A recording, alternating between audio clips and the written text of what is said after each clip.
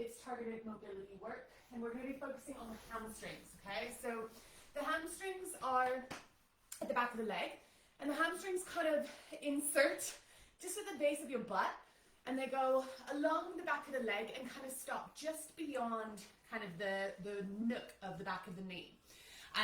There are 3 + 1 or 4 hamstrings.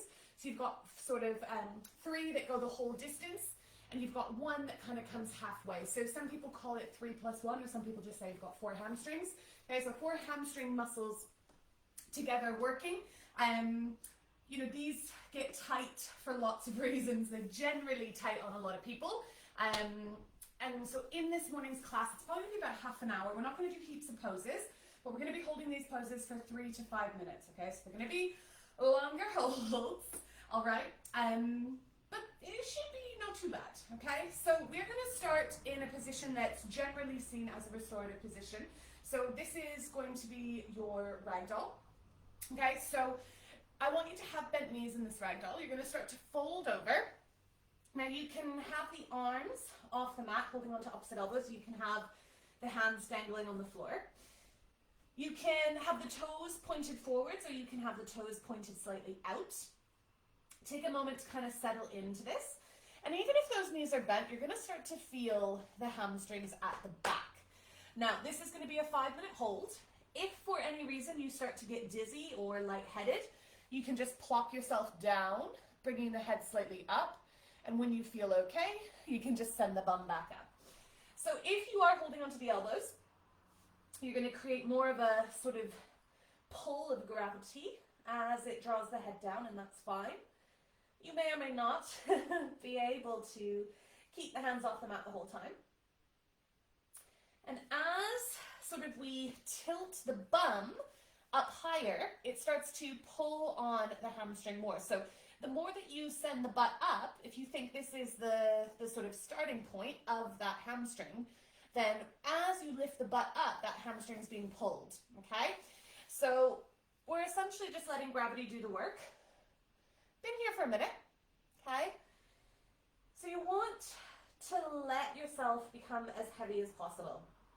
So the more that the head drops down, the more that all these muscle tissues are pulling this way, which ultimately is going to pull the muscle tissues that are here, and is ultimately going to pull those hamstrings.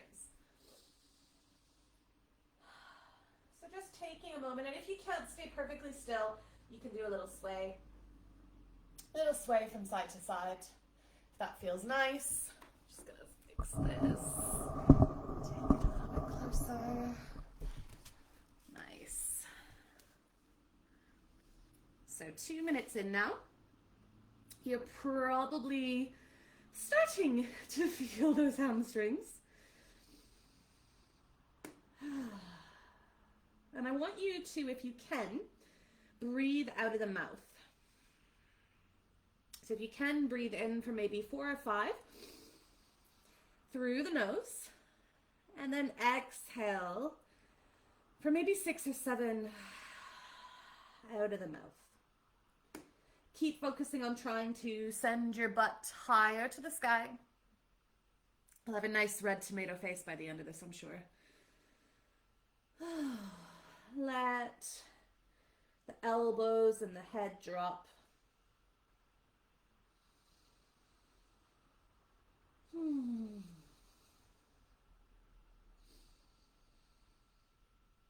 So what is gravity yoga? Why do I bang on about gravity yoga all the time? So gravity yoga is specific and targeted mobility practice, okay? So what is mobility? Mobility is ease in how we move and that sort of range of movement, okay? When we're born, we've got really great range of movement. We're quite flexible, quite mobile. And then with every day that passes, we start to lose that. And we really, really start to lose it when we get into our 30s and beyond. Now, you can sort of pause or halt this loss of mobility, loss of flexibility, loss of ease of movement through yoga, obviously, but even more specifically through a really targeted practice. Now, in a yoga class, you're never going to hold poses for specific periods of time unless that teacher is timing it. You're going to be moving in and out of things, and it's going to be quite holistic in terms of like whole body, which is great. Okay, there's absolutely nothing wrong with yoga. I teach it every single day. But when we have specific targeted mobility practice, we're using time, okay, and we're meeting or beating our hold time. And this is what is going to get you those gains. This is what's going to get you that sort of progress, that achievement. You've got 1 minute left here. See if you can allow the butt to come a little bit higher. So when I first started, my knees were really bent. They're still bent. I got tight hamstrings. But I am seeing that instant progress. Nice. Just a couple more breaths here. So I'll talk about all the principles of gravity yoga as we go and why they kind of work together to get us the biggest gains, to get us the biggest results. Nice. Okay, from here, guys, I want you to walk your hands forwards. You're going to move slowly, okay? Your body's going to feel a little bit weird. Bring yourself into a downward dog. And we're going to do 5 floats forwards into plank. And then bending the knees and back into downward dog. Okay, just 5 of these. They don't have to be perfect planks. They don't have to be perfect downward dogs. We're just bringing some movement back into the body. Getting that blood flowing. Everything kind of working here. Whoa. Nice. All right. So finding that plank, dropping your knees. We're going to come onto our bum. We're going to do another inversion in a moment, but we're going to start our second pose on the ground. Give our brains a little break. Okay. Sometimes being in an inversion for that long can be quite intense. So you're going to take the legs as wide as you feel comfortable. Now, if you can't get the legs wider, but you want more of a groin stretch, take one hand in front, one hand behind, lift, keep the heels grounded, and then bring the butt back down. You're going to get more here. So you can't see, if you're on Instagram, you can't quite see my toes. There you go, you can see that one. So toes are floppy, okay? Muscles are floppy. So very different to a sort of vinyasa class where everything's engaged and you're sitting up nice and high. In gravity yoga, we let the muscles release and then you're going to flop forwards. This is going to be another 5-minute hold. If you have a bolster, if you have a bolster or something sort of that you can lean your head on, then you can use that. Let the head come down, but you can always hang out in space. So notice the distance between your head and the floor. It'd be great if you had a measuring tape. And as we hold this pose, you're, I reckon, gonna come about an inch lower, which is incredible. So keep your head hanging nice and low. So why do we keep all of those muscles soft? Why are we not engaging the muscles? Why do I not care about your form? So gravity yoga, let go of thoughts of alignment, let go of thoughts of how the pose is supposed to look. It's about how the pose feels. And if you join me in any of my yin classes, okay, it's quite similar principle in that we're trying to target what's called connective tissue. Okay, and it's a bit of a buzzword, you've probably heard it before, but connective tissue is the fascia, okay, so it's this web that wraps around the entire body, okay, and this fascia can get dry and it can get quite sticky, okay, so it can prevent you from getting deep into your flexibility, getting, into that mobility. And then you've also got your ligaments and your tendons, okay? We don't want these to become flexible. They're the things that kind of hold the body together. So it's not something that we want to be super, super flexible. But we do want to apply some stress and some tension to them so that we're strengthening them, okay? That stress and that tension is a good thing. So we're about 1.5 minutes in. See if you can flop a little bit more, okay? Don't worry if you're up quite high either. Like, that is fine. Everybody's going to have a different range of mobility here. Good. And just use that exhale. Nice, slow, slow, slow, slow exhale. Nice. So when we target connective tissue, okay, this connective tissue is very poorly vasculated, okay? Opposite to the muscles. Muscles have heaps of blood supply, okay? So they can heal really quickly, they can adapt, we kind of can manipulate them really easily. But the connective tissue is very different, okay? So it isn't vasculated, it's quite dry, it's quite brittle, okay? So when we come into these, we're using our breath. We're not trying to He-Man ourselves into anything that's too crazy, okay? You're just sort of flopping into these poses and letting the body kind of melt into them. If you've ever been for a sports massage, that massage therapist will talk about your fascia and will sort of say, oh yeah, it's really brittle, or it's really dry, or it's really sticky. And what they're trying to do is kind of massage all of that tightness out. And this practice is essentially giving yourself that. Okay, so we've got 2 minutes left. Okay, you're 3 minutes in. See if you can flop even a little bit more. A good way to measure as well is kind of taking your fists and sort of seeing, yep, I'm 3, I'm 4, I'm 5 fists away from the floor. Imagine that your butt's on a conveyor belt traveling behind you, okay, and that you're melting forwards. Just using the breath here. Always trying to get that exhale to be longer than the inhale. It's really important in gravity yoga.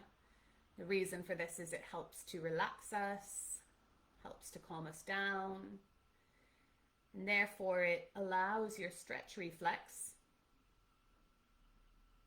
the thing that's going to prevent you from coming into flexibility, your stretch reflex, to sort of release and let go.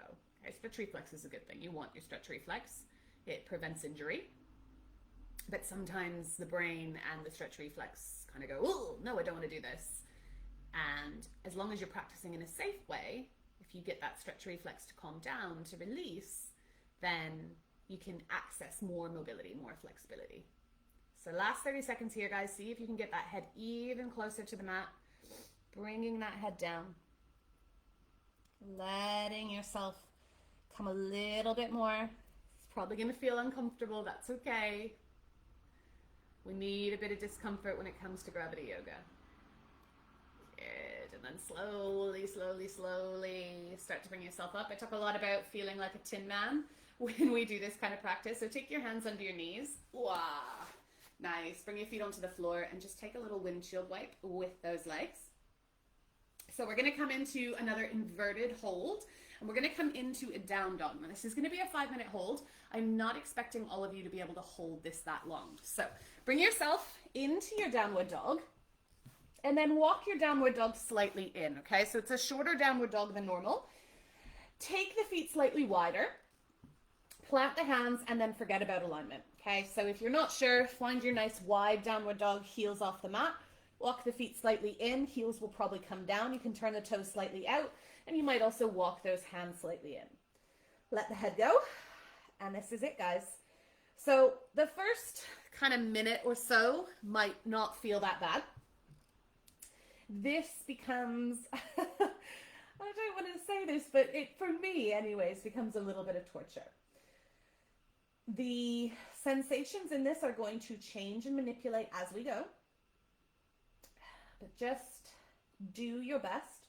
I'll try to call it out every time we hit a minute mark. And then you know that you made it to maybe 2 minutes or 3 minutes without coming out, and maybe next time you try to go a little bit further. That brings me to the meet or beat your hold time, okay? So important. Without somebody timing it, without you having a clock, you will never meet or beat your hold time. Your body will always kick you out. Your mind will always kick you out. And you reach a state of what's called inertia. So we're at 1 minute mark now. So what the heck is inertia? Well, inertia is kind of an unchanging state. Okay, so inertia is just kind of remaining the same. And this is what tends to happen with people in their yoga practice. So when they start doing yoga, they get all these beginner gains. Beginner gains are the best. They're kind of like euphoric. They make you want to keep practicing. You're noticing all these changes in your body, and then you reach a plateau. Okay, and this is that inertia, this unchanging state. And this is because most classes are timed pretty similarly. You're doing the same thing all the time. You're not really changing it up too much. And therefore, your body's kind of like, all right, well, this is where you want to keep me, so I'm going to stay here. And this is why we meet or beat our hold time. Okay, we want to always come to the same amount of time or try to go slightly more. And it might be 5 seconds more, it might be a minute more. And when we meet or beat our hold time, this is where we start to see that change. Now, you may have noticed that I don't tend to go over 5 minutes. I don't really ever go over 5 minutes, and that's because studies have shown that when you go past 5 minutes, there's really diminishing results. And this means that, you know, you hold for 5 minutes, you hold for 10 minutes, the results are going to be pretty much the same. We're at 2 minutes, guys. Hope you're still with me. So, you know, there's not much of a point to trying to hold longer than 5 minutes, okay? You're just putting yourself through torture. If you're going for a downward dog Guinness World Book of Records, go for it. Otherwise, if you're just trying to get some flexibility and some mobility in your body, stick with an up to a 5 minute hold. So if you're anything like me, your arms and your wrists are maybe getting a bit tired. You may have forgotten about the hamstrings altogether. We're not used to carrying our weight in our hands, so it does take a while to get comfortable and used to this. You're at your 3 minute mark now, guys. 2 minutes left. You can do it. Make sure you just give the head a little nod, a little shake. Just releasing any tension. So this does take an element of strength to be able to hold a downward dog this long. So if you are new to your practice, if you're not used to carrying your weight in your hands, please don't be hard on yourself, okay? A 2 minute, a 3 minute hold in a downward dog is still pretty badass. It's still a massive achievement. And if you come out, you can always come back in for a second. Okay, you can take a little break and then come back in. Whew. Breathing through it. Just allowing whatever happens to happen. You are 4 minutes in, guys. If you've made it to 4 minutes, you can last another 60 seconds. I know you can. Whew. I'm getting a little shaky now. We won't be doing anything else on our hands after this, okay? So once we come down out of this posture, your arms and your hands and your wrists are going to get a big break. Okay, this for many is going to be the hardest pose. Breathe, breathe, breathe, breathe, breathe. Really try to get those nice long exhales happening. Almost there, almost there. If you can, maybe press a bit into the hands. Feel that stretch deepen in the backs of those hamstrings. As you kind of tilt the tailbone higher, as you press the heels further down, you're giving the sort of beginning and end of the hamstring a real stretch. Wee, that's it, guys. Bring those knees down. Nice. Just sit on the heels for a minute. Slowly start to walk the fingers back. Oh, shake the hands out. Good. Nice. Well done, as always. And then bring your butt onto the mat. So we're going to send our legs out in front of us. So straight legs, no engagement. So this is going to be a Paschimottanasana, but a really floppy one. So I might actually show from the side. So normally in a yoga class, the teacher will say, flex your feet, keep the spine really long, don't let the shoulders collapse. And this is because we're targeting more of the muscle tissue. But in this pose, we want to target connective tissue. So toes are going to be floppy. Start to walk your hands forwards, forwards, forwards, forwards, forwards. Let the head drop. And this is it, guys. So again, if you've got blocks and you want to rest your forehead on a block, then go for it. Otherwise, just let your head dangle. Some of you, again, are going to be up quite high. That's fine. Some of you are going to be able to flop quite low. You might even eventually get your head onto those legs. So this is, again, going to be a 5 minute hold. And you should feel this all the way along the backs of the legs. And let's do some gravity yoga breath together. So we're going to breathe in for 4 through the nose, and then we're going to breathe, excuse me, we're going to breathe out of the mouth for 7.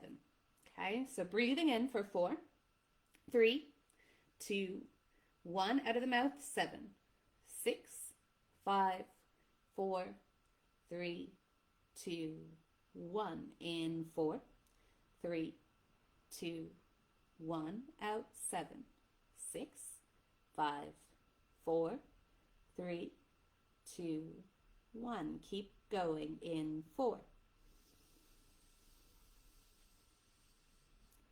Out 7.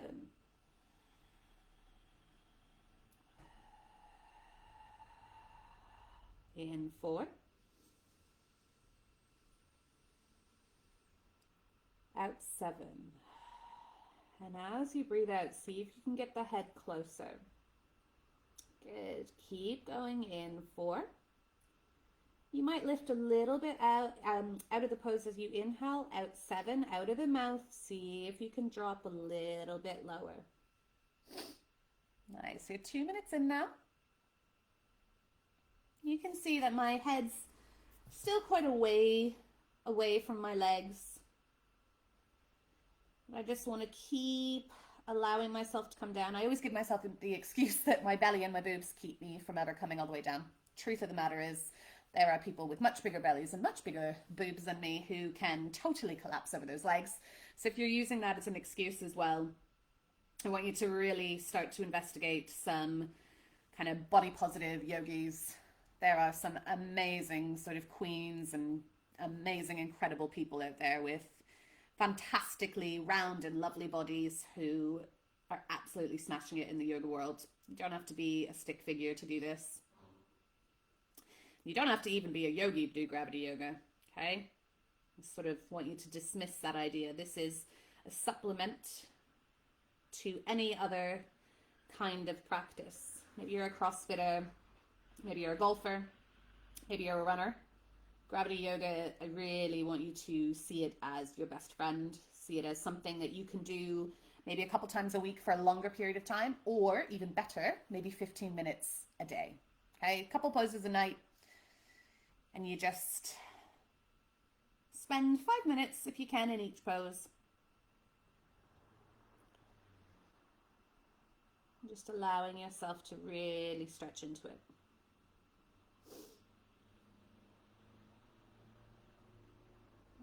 So you're over 3 minutes now. And some of you, this might be quite torturous. You might feel like you've lost the sensation in the toes. Others of you, it might be really comfortable. Especially if you got a block or something underneath the head, it can be really, really nice. Not every gravity yoga pose has to be torturous.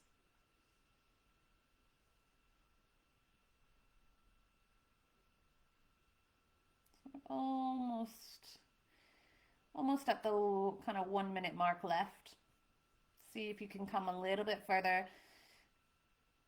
That's why it's really nice to remember where you start, because you just really can tune into those gains.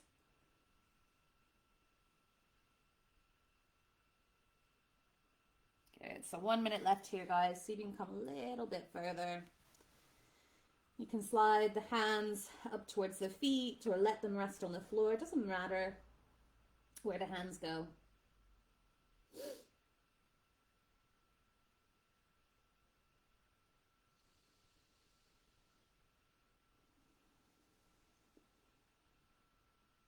And stay with the breath if you can. Nice long exhales. If you're doing 4-7 breathing, it's really about 6 or 7 breaths a minute. Okay, so if you don't have a timer or a clock, or if you don't want to use your phone, which I'd recommend not doing, it'll just distract you, then counting your breaths is a really easy way as well. Let's say you got to 25 of the 4-7 breaths. The next time you go, you know you need to get to 25 or maybe 26. Meeting or beating that whole time. Nice. Okay, from here, guys, I want you to draw the belly in. Move from the lowest part of the back first. Keep head and shoulders really, really heavy. Ooh. Good. Stacking the whole spine.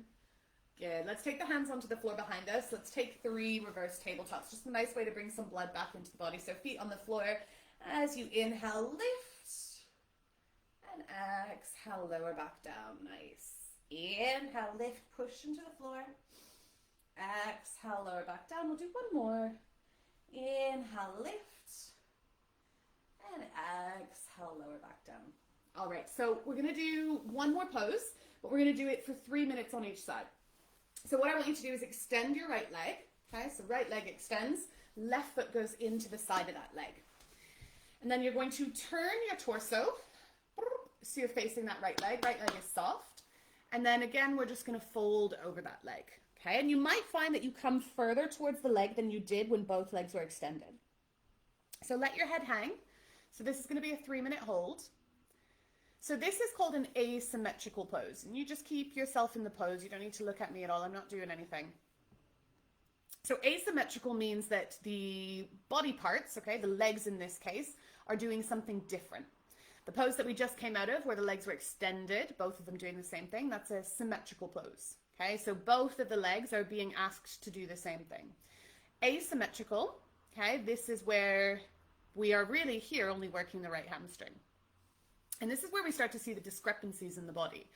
And everybody is asymmetrical really in how they move, in their flexibility and their strength. And that's just because, you know, our design as humans is asymmetrical. We don't have the same on every single side of the body.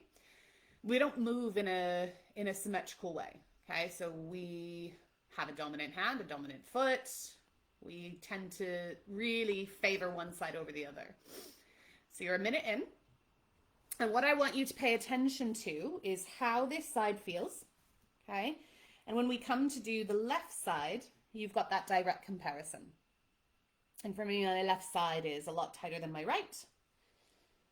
Okay, I'm right-handed. For some people, it'll be the other way around. Just think about inhaling for length, exhaling, taking it a little bit deeper.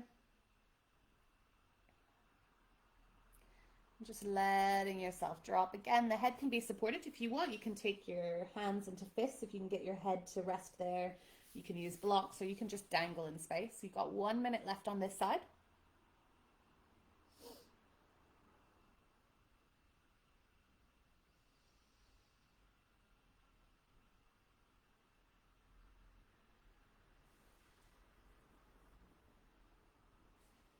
If you ever wondered what your hamstring strength is used for, your hamstring is used to bring the heel towards the back of your leg, so partially in charge of kind of bending the knee.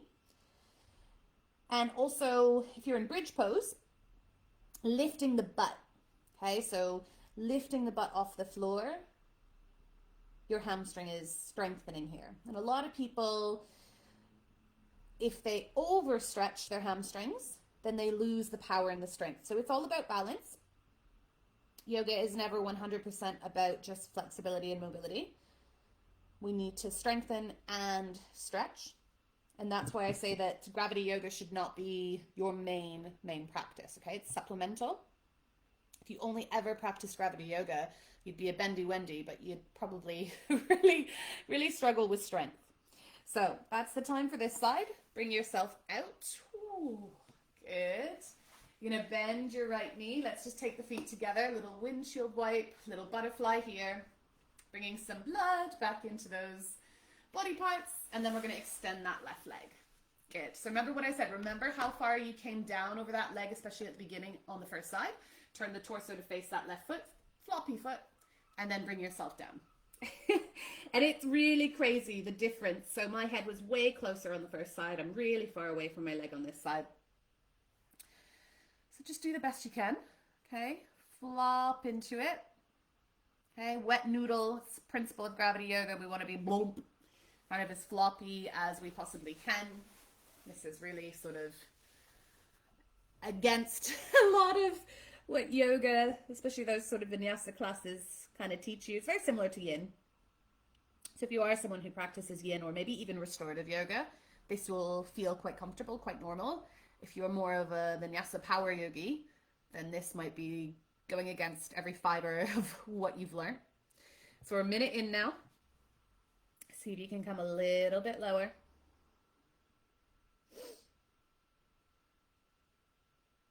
Just letting that head drop. And for some of you, it might be, you know, you're even working on getting the elbows to touch the floor. My elbows are off the mat right now. Obviously, if I slid my hands back, then I might get them on the floor. But I like to kind of walk my hands forwards and then use my elbows as kind of a counterweight to bring myself further over my leg. So just trying to get that head as heavy as you possibly can. Letting the body be heavy, letting the body release. Coming into our last minute in this pose on this side now. So let's do our 4-7 breathing. In for 4, 3, 2, 1. Out 7, 6, 5, 4, 3, 2, 1. In from the nose for 4, 3, 2, 1. Out of the mouth for 7, 6, 5, 4, 3, 2, 1. In 4, 3, 2, 1. Out 7, 6, 5, 4, 3, 2, 1. In 4, 3, 2, 1. Out 7, 6, 5, 4, 3, 2, 1. In 4, 3, 2, 1. Out 7, 6, 5, 4, 3, 2, 1. Last one here. In 4, 3, 2, 1. Out 7, 6, 5, 4, 3, 2, 1. Nice, guys. Slowly start to bring yourself back up. Stacking the head and the shoulders. Let's just bring our feet together one more time. Little butterfly here. And that's it. That's a nice half an hour start to some gravity yoga for those hamstrings. You should feel a lot longer if you sort of come into that Paschimotto again. You should feel like that intensity of the stretch is a lot less intense. So I hope you enjoyed it.